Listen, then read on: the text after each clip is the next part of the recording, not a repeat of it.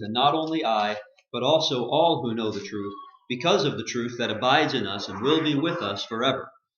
Grace, mercy, and peace will be with us from God the Father and from Jesus Christ, the Father's Son, in truth and love. I rejoiced greatly to find some of your children walking in the truth, just as we were commanded by the Father. And now I ask you, dear lady, not as though I were writing you a new commandment, but the one we have had from the beginning, that we love one another. And this is love, that we walk according to his commandments. This is the commandment, just as you have heard from the beginning, so that you should walk in it. For many deceivers have gone out into the world, those who do not confess the coming of Jesus Christ in the flesh. Such a one is the deceiver and the antichrist. Watch yourselves, so that you may not lose what we have worked for, but may win a full reward. Everyone who goes on ahead and does not abide in the teaching of Christ does not have God. Whoever abides in the teaching has both the Father and the Son. If anyone comes to you and does not bring this teaching, do not receive him into your house or give him any greeting, for whoever greets him takes part in his wicked works. Though I have much to write to you, I would rather not use paper and ink. Instead, I hope to come to you and talk face to face, so that our joy may be complete. The children of your elect sister greet you. So question number 1, who wrote this and how do you know?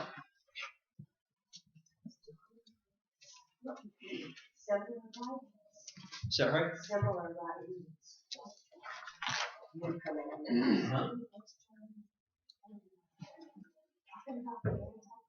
Yeah, so there's so many elements of this letter. I don't know, I mean, with Trey's voice being lost, I don't know how much of that anyone else could hear. But she was talking about the similar writing styles, all of these phrases, talking about the Antichrist. You mentioned another one or two, but there's a whole bunch.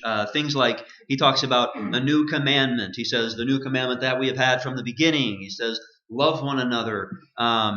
He says things like, and this is blank that blank. Which is exactly the format that he used in 1 John as well. He talks about confessing that Jesus Christ came in the flesh, again from 1 John. He uses phrases like abide in this and that, which he talked about in 1 John a bunch of times. Harley and then Mark. He also refers to them as children several times. That's right, yeah, it's another one. Mark? And can we not also look at the time of the bride of it? Because John, if memory serves me correct, was the last of the apostles. Yes. Now, in fairness, that's absolutely right. But in fairness, we only can establish the time when this was written based on knowing that it was John. So that is kind of it all fits together, but we don't know when it was written, aside from figuring out who wrote it and knowing roughly when that guy wrote. On top of all of that, there's another detail that I would add. So I think you probably all know that the title at the top of the page that says 2 John, it's not like John sat down to write this and at the very top put 2 John. That's not the way he was writing it. It was just what we have or what he wrote is the text that we have. Nevertheless, from the absolute earliest manuscripts that we have, it's labeled as the second letter of John. And some of the manuscripts, in fact, if you look on the back, the very last opening, sort of the back cover and the back page of this book, I've got the two oldest Greek and Latin manuscript, and one of them is from it's 5th century, so the 400s, actually early 400s, and that's only 300 years or so after John's writing. And the oldest Greek one that we have is only about 230 years or so after John wrote the letter. That's not that much time in between. It's possible, unlikely, but it's possible that the picture that you have on the back cover of that Greek manuscript was actually copied directly from John's original. Unlikely, there was probably at least one or two steps in between, but it's possible. So, like I said, from the earliest manuscripts that we have, it's always labeled as being a letter from John, and that counts for something. On top of that, of course, the style is extremely Johannine, if you want to say that. So it's very clearly John who wrote this letter. When was it written, number 2? And explain.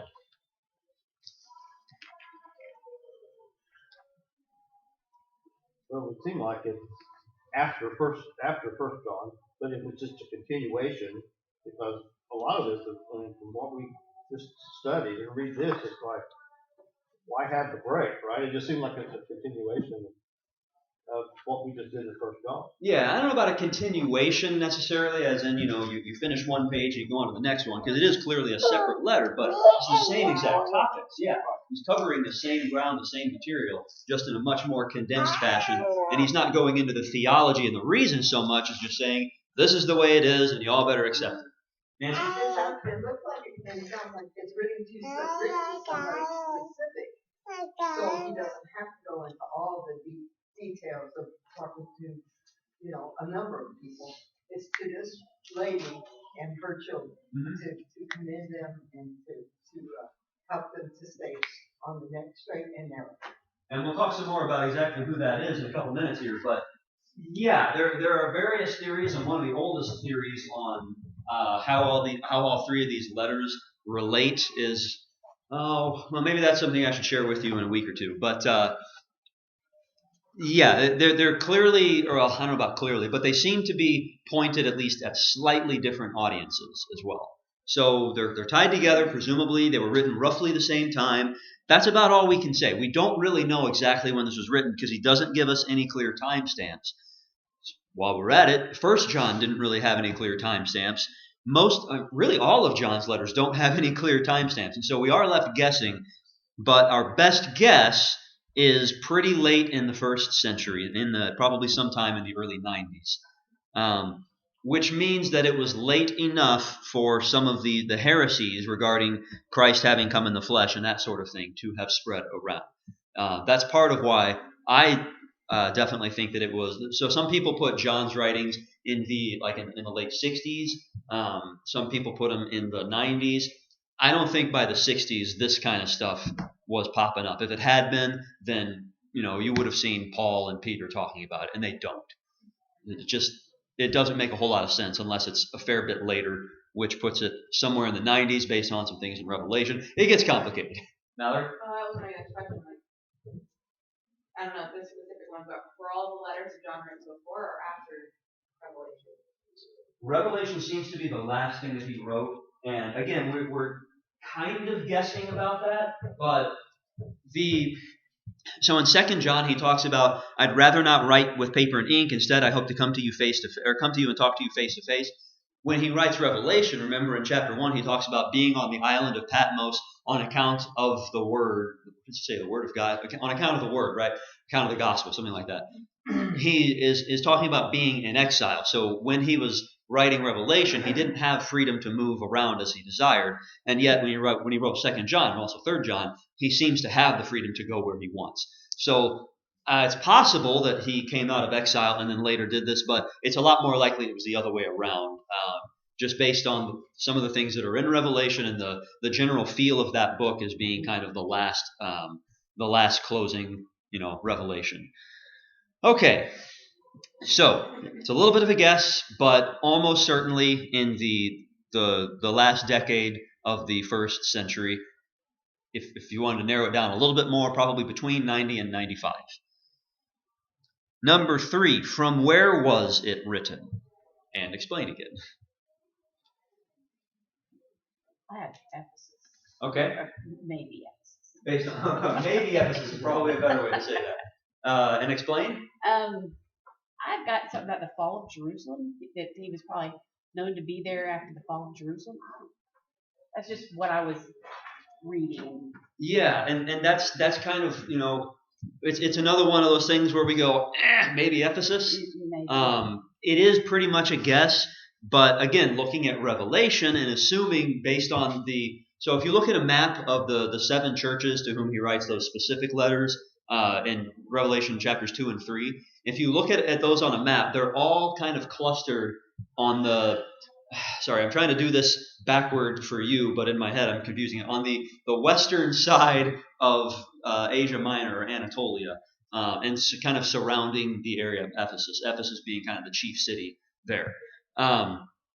So presumably the reason that he wrote the letters, or the reason that Jesus had him write those specific letters to those specific churches, is because that was kind of his wheelhouse at that time before he had been, taken away from wherever he was based and sent to exile on the island of Patmos. So that's the main reason for the guess that John ended up at Ephesus eventually. There's also a whole lot of church tradition about him going to Ephesus after the fall. Well, leaving Jerusalem before it fell and ending up at Ephesus and spending a lot of time there. The Bible doesn't tell us clearly. So we have to rely on the tradition and the vague suggestion from the 7 letters to the 7 churches.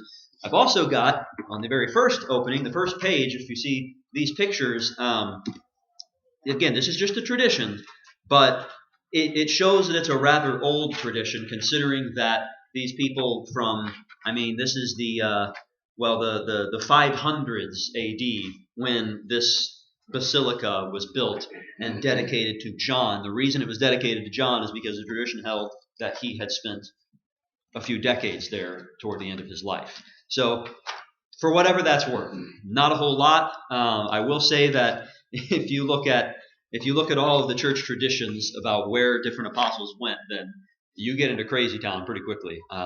But it's possible. Number 4, to whom was this letter written? And explain. Probably, you say a local church? A local church. Okay, what makes you say that? I'll get closer to you so you have the furniture up. And its members. Yeah. The last verse says basically the members of another local church. Yeah, so you're implying, I guess, that the elect lady refers to a specific congregation, and that in verse 13, the children of your elect sister refers to another congregation, and I think that's exactly right. It's, I want to say, a hypothesis. It's not quite to the realm of speculation, but we can't say for absolutely certain, but I think it's pretty clearly what John is trying to do here. He's writing to a particular congregation. When he says the elect lady, some people would interpret that as meaning the whole church worldwide, right? This letter, he's writing it to everybody. I don't think he's writing it to everybody. Now, he might realize and intend by this point that it be spread around and eventually get to everybody, but I think he's intending it for one specific congregation, or perhaps a handful of congregations that are centered around Ephesus or something like that. It's tough for us to really say. Okay, so that brings us to questions that are about the text itself and the teachings that John is giving. So the first few verses, he gives this greeting and everything. And number 5, why do you think the author identifies himself as the elder instead of John? We had to go through all that effort just to figure out that this is John. Why didn't he just say that, like Paul and Peter do? Jen? Well, I have my idea. Like an elder can also mean an older person in leadership, not an elder. It can go both ways. Right. And it could be, it could go either way, or it could be both. Right. Okay. What else? Tim? Well, and to that point, if it is written in the 85, 90, early 90s, he is obviously older than they would have been in the 60s. Yeah. And he'd be almost certainly the only apostle left, and certainly the only apostle left in that part of the world. The traditions, again, whatever those are worth, the traditions say that. So we know where Paul spent his life's work. We know where Peter basically spent his life's work, and we know where John was. And then we've got like 10 others. The traditions all say that those guys spread out and they went to various places elsewhere. Like for instance, there's a tradition that I think it's Thomas went all the way to India and established churches there. I forget which. Maybe I want to say Bartholomew, but don't quote me on that. Went to China traditionally. Another one of them, maybe I want to say Thaddeus, but again, don't quote me on that. Went down into Africa and established the Ethiopian churches. There are also a lot of conflicting traditions about how one of them went, into Persia, and then also down to the way down south in Africa, and also to, all the way to Britain. And that's, strikes me as impossible. Granted, God can do whatever he wants, but it's not the way we see him generally doing things. So we're kind of having to guess a little bit. But John is almost certainly the only apostle left in this area at this time, and I think that's part of why, instead of referring to himself as John, an apostle, well, everybody knows him. Everybody knows who he is. And now what he's trying to highlight about himself is, as Janet said, the level of respect in which he ought to be held. Okay? The things that he's trying to tell him. He's trying to stamp out heresies. He's trying to stop the church from going in a bad direction. And he wants to highlight his position of authority and experience. So he calls himself the elder. It could also just be that it was sort of a stylistic thing, but I think it has more to do with all that stuff that we just talked about. Trey? Sorry? Let's see. Good question. Let me think for a second. There are no details that indicate clearly whether or not he was married. The only thing that is even a suggestion, one way or the other, is that he took Jesus' mother Mary into his household. But does that mean, him and his wife, or just, him? I tend to think he probably was, but we don't know. So you're saying that, I assume, because that would indicate whether or not he could serve in the office of an elder, and that is a big factor. Warren, did I see your hand as well? Yeah, I was going to mention that perhaps we don't lose sight of the theme of the letter. So, refer to his other letter. All the way through, he talks about faulty, idolatry, remain faithful. Mm-hmm. And those things are key to him. In other words, among you will come the false, right? You will raise the bar. He's still remaining the theme of that letter and what's about. Yeah, on the other side of that, it's important. Absolutely. Yeah. So he's continuing on that same theme of trying to quash these false teachings. Okay, brings us to number 6. Why do you think the author identifies the addressee as the elect lady instead of something less confusing?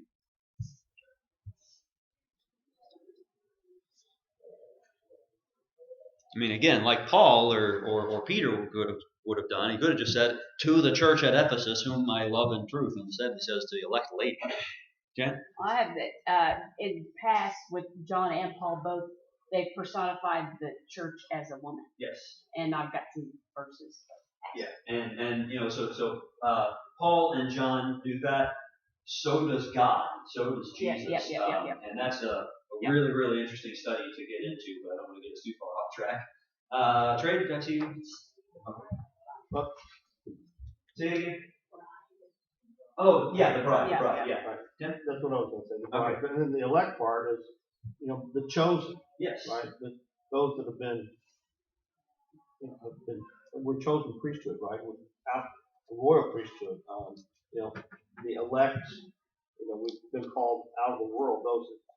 Those Christians who, that's the reason we're Christians, because we've been called out of the world, right? We're chosen by God because we accepted what was offered.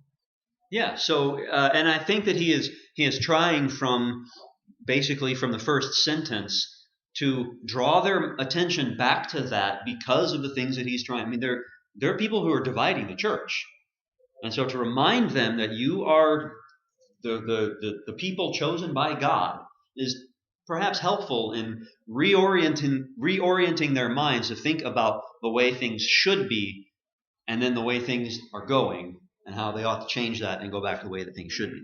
There's another little tidbit on this as far as the lady part. So we talked about the bride. Also, the word for church, ecclesia, is a feminine noun, so it helps to explain why he uses a feminine pointer to it. On top of that,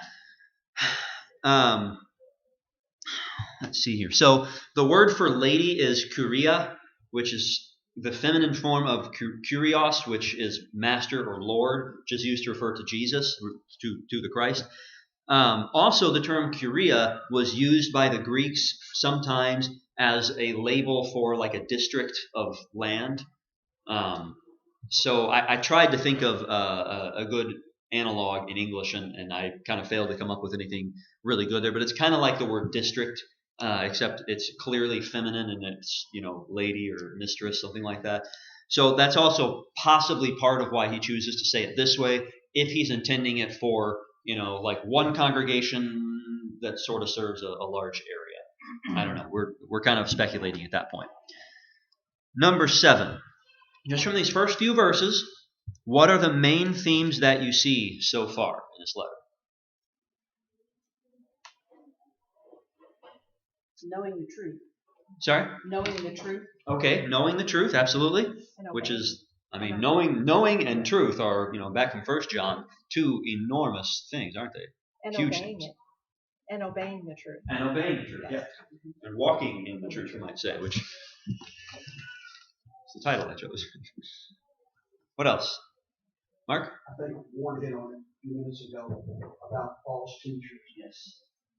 So that kind of goes along with the knowing the truth as opposed to the falsehood that is being spread around. What else? There's a couple others at least that I wrote down. Staying faithful. Yep. Tim? These spiritual blessings, you might think about like grace, mercy, and peace, but those are only found in God and in Christ. Yeah. Okay, so kind of, I don't know if we're looking for like a 2 or 3 word to summarize that, and I'm failing to come up with anything, so I'll just leave it. A couple other things that I noticed were love and sonship. Right? He talks about the elect lady and her children. He specifically refers to them as children. He didn't have to do it that way, but he chose to.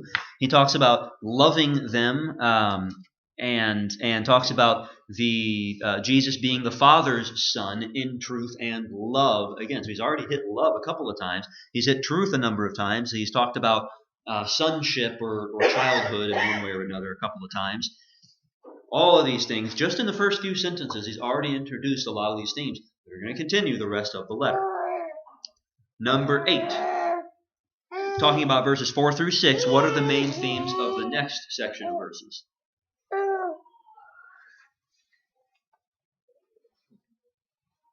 Tim? We talked about this a lot in 1 John, is that love is manifested in deeds. Yes. Right? So if you're keeping his commandments, then you're loving your brother, and then it kind of puts you the other way. Yeah, absolutely. Okay, so so we've got love again. We've got the idea of fellowship with loving your brother.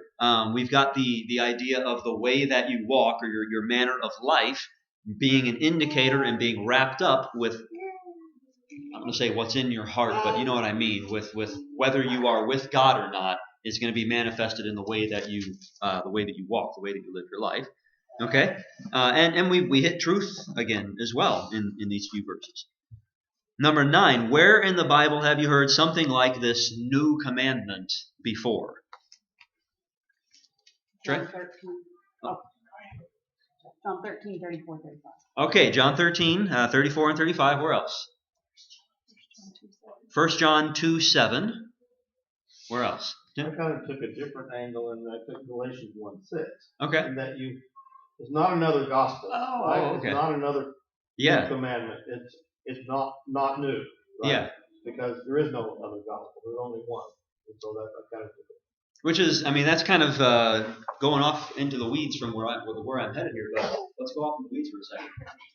Remember I mentioned that one of the reasons I think that this letter was written in the 90s rather than in the 60s, is these heresies, these false teachings that are cropping up and seem to be really taking hold, and those sorts of things weren't happening back in the 60s, or we would have heard about it from Paul and from Peter, as well as from Jude while we're at it. We do hear about false teachings, though, from Paul and Peter and Jude.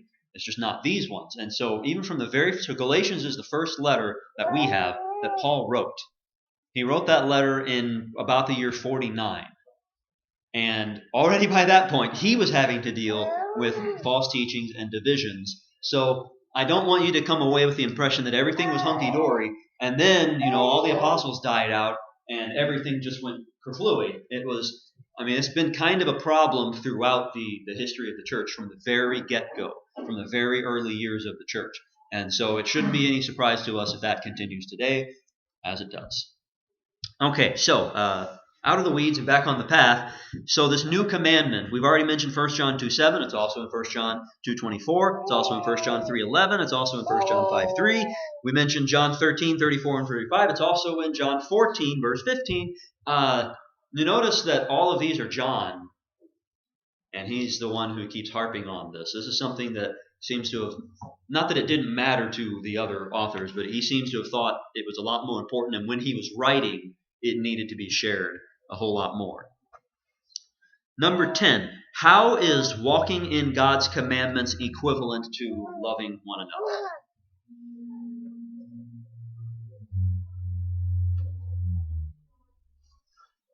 Janet? It's obedience. It's a commandment from Him to love one another. I mean, it's Okay, so in one way of looking at it is just, well, God says love one another, and so if we're keeping His commandments, then we're going to love one another, and that's very fair. That's about half of it. Harley?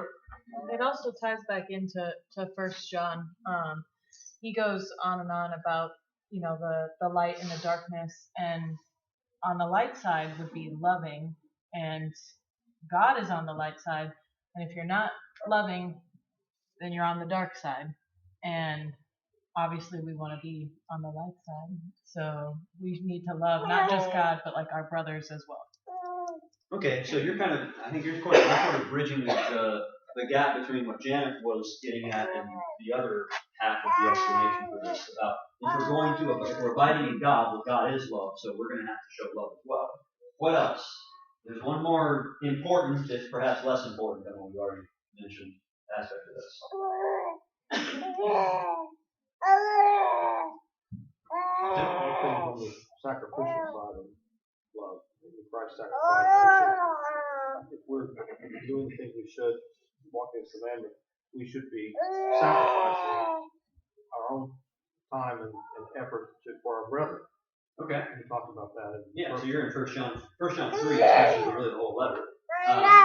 Still kind of bridging the gap, bridging the divide here. What did Jesus say were the two greatest commandments in the law? love God with all your heart, with all your mind, with all your soul, and the others to love your neighbor. And love your neighbor as yourself. And then he says, on these the law and the prophets hang. Okay? What does that mean? Mallory? All of the commandments are based on loving other people. Yes. Well, You can't go teach the lost if you don't love them. You're your soul. You're not going to go take care of the sick if you don't love them. You're not going to go visit, those in prison if you don't love them. You're not going to do the things that are commanded if you don't start with the foundation of love. Exactly right. So, just like with the law of Moses, it may be easier for us to see it clearly in the law of Moses. All of those commandments are either directed at your love for God or your love for your neighbor. Sometimes there's a little bit of ambiguity and it's maybe a little bit of both. But even if you look at the 10 commandments, you've got, you shall have no other gods before me. That's about loving God. No idols. That's about loving God. Don't take the name of the Lord your God in vain, loving God. You've got the Sabbath day. That's mostly about loving God. There's a little bit about love your neighbor as well. Honor your father and mother. There's a little bit of both in that one too, but we're shading over into love your neighbor. And then you've got don't murder, don't steal, don't commit adultery, don't covet. Those are all about loving your neighbor. And so basically every commandment that God ever gives us is either one version or another of you shall love the Lord with all of your heart, or love your neighbor as yourself. He tells us, the commandments that he gives us are telling us how to love our neighbors.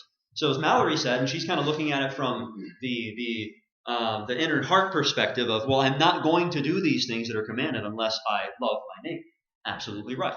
Now you also have the problem of, well, I love my neighbor, I have the affection that I should, but I don't really know what to do for my neighbor. How do I show this love? How do I serve my neighbor? Well, God tells you how.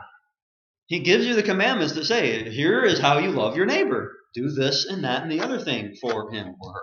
That's how you love your neighbor. So, walking in God's commandments and loving one another, well, if you're keeping the commandments, then you are showing love for each other, because that's what he's trying to show us how to do with the commandments that he gives us. They're one and the same thing, which is kind of what he was trying to get at in 1 John as well. Okay. That brings us to the next section, starting at verse 7 and getting down to verse 11. So he starts with, many deceivers have gone out into the world, and he talks a bunch about these deceivers following that. Number 11, Why does verse 7 begin with the word for?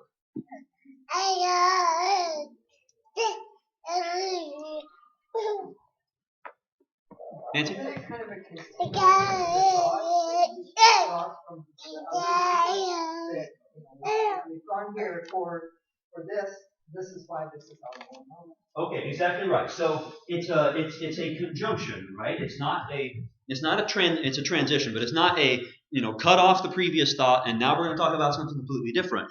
He's saying that what I'm saying here, verse 7 and following, is connected to what came before it. Okay, so the following about the deceivers, that is the reason that you ought to walk in the commandments, right?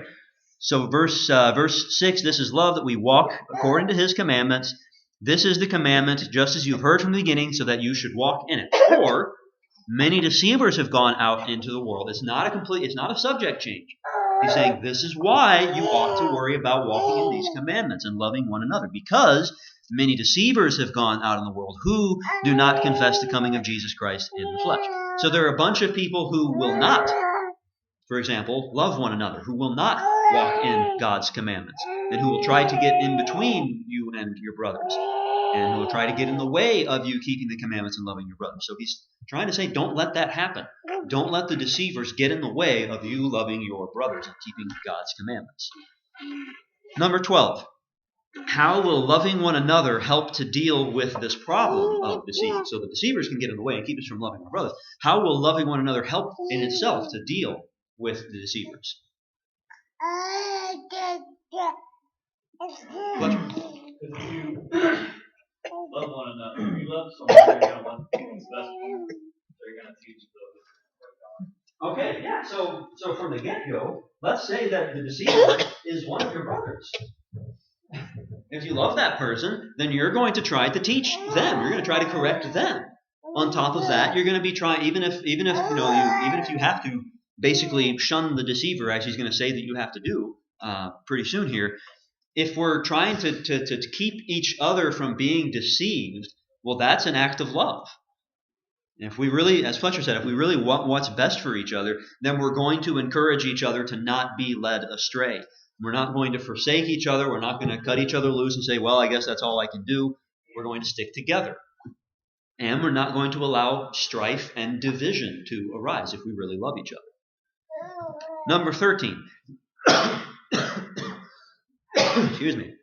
Number 13. How should these Christians deal with any teachers that came with a different agenda?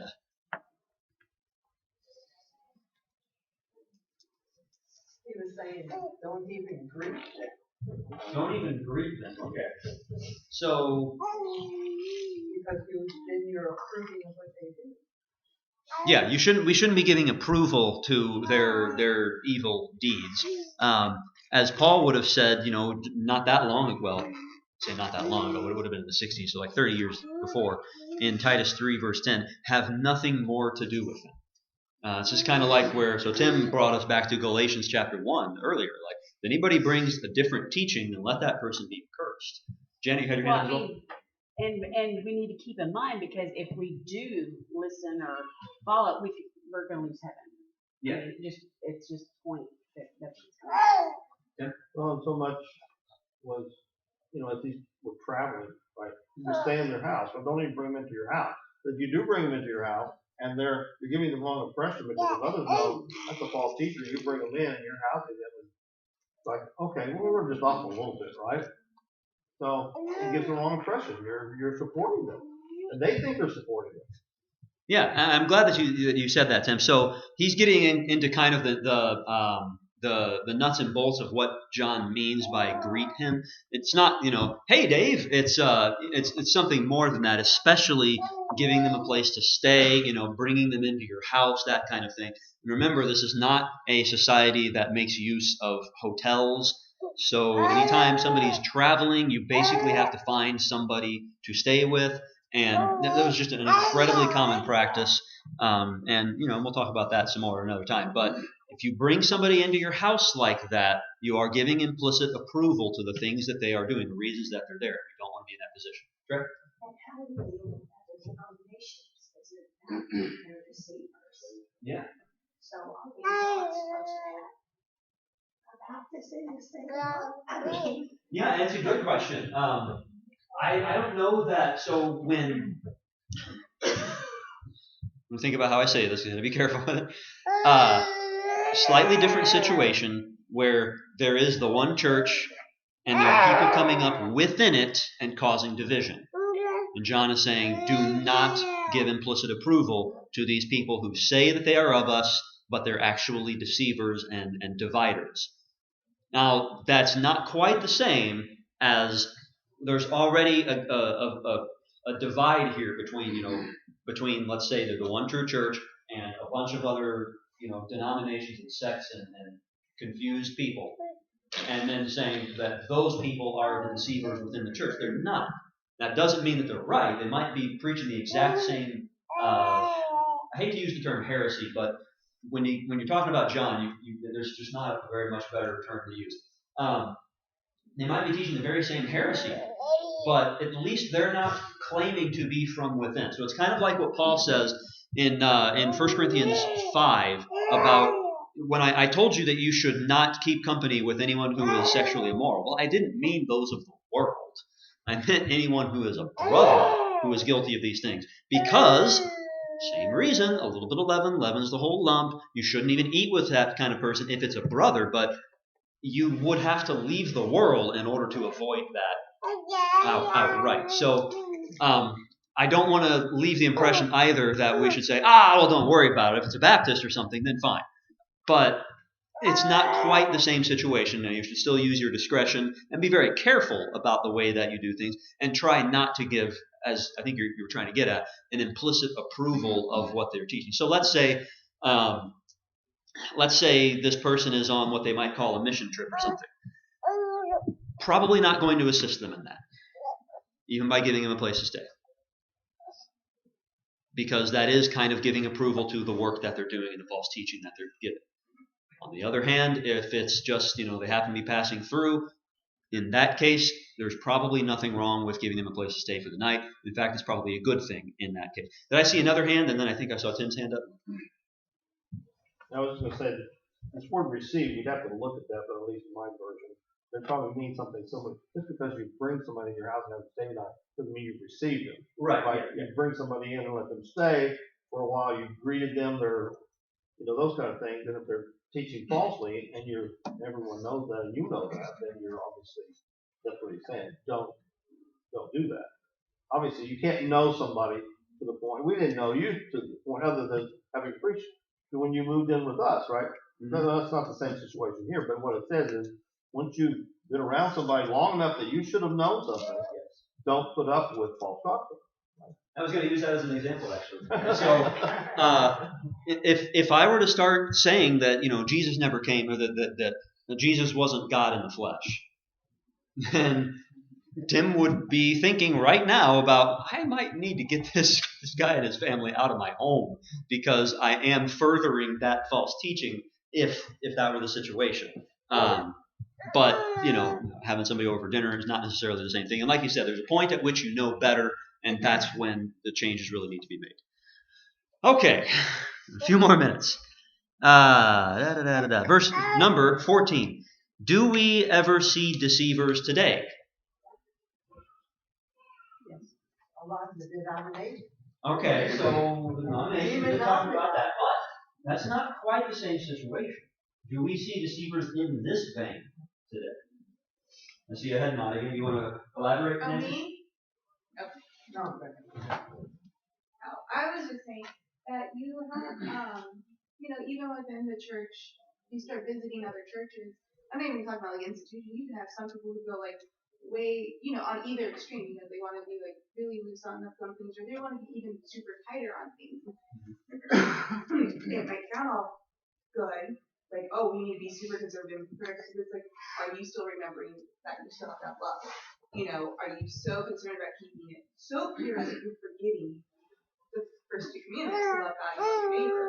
And then on the flip side, are you so worried about showing love that you're forgetting the love of God? And so I think that's where it's harder. Because when you're within a church, if you go visit other churches, you have to be even more aware. I could go to a denominational church, and it's easy to pick out, okay, yeah, that's off, that's off, that's off, that's easy. But when you start visiting other congregations that have Church of Christ on there, and they don't have the big gym, that's when you really have to pay attention. You're like, okay, how do they really treat each other? Are they really, are their actions really following up with what they're saying? Yeah, exactly right. So going back to what John said in 1 John, let us not love in word or talk, but in deed and in truth. And if we just focus on the word, then we're gonna get burned. Focus on the way that people actually behave, and we will unfortunately see some deceivers within the church. Now, hopefully, as Fletcher alluded to earlier, if we love each other, we're going to try to teach each other and keep these sorts of things from becoming a big problem. And I've seen that happen. I've seen members of the church that held, some kind of off-the-wall idea theologically, and, were taught better as time went on.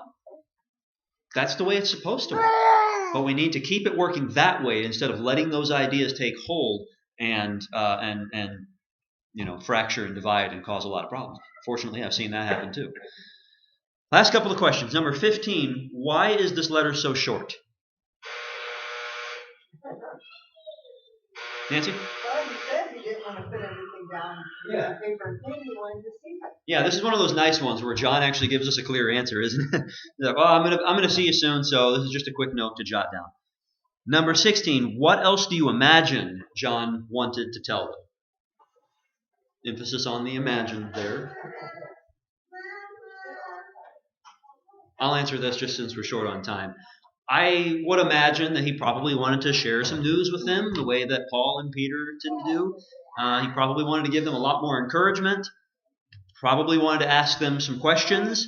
What he's doing here is sort of dropping a quick note in the mail with the intent to go into greater detail later when the opportunity arises.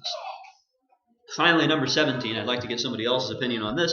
What is your main takeaway from 2 John?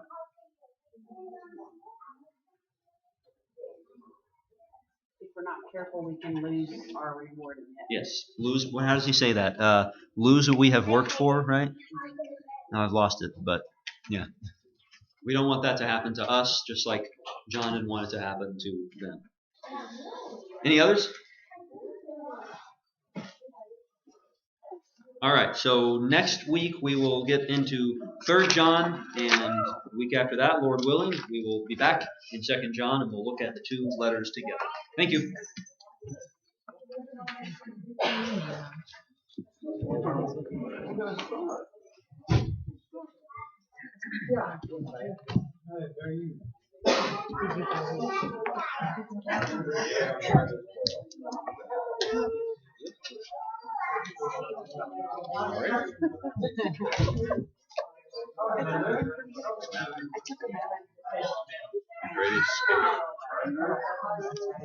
See, I'm good for champagne. That took a while.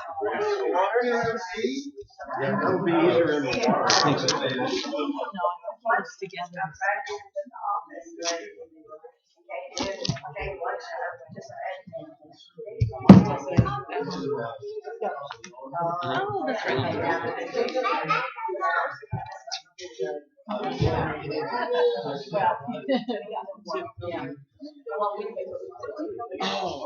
Okay.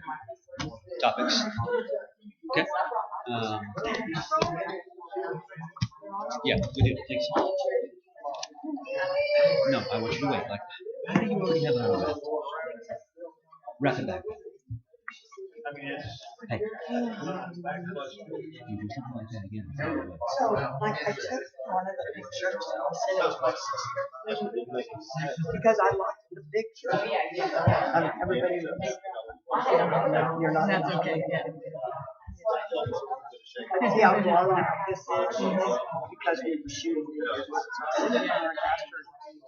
the sky. So she put a sky on. But when that happened, the clarity on you guys diminished and felt like that. So I'm going to try to do some stuff in my so you see the clarity of just it's really, especially when it's really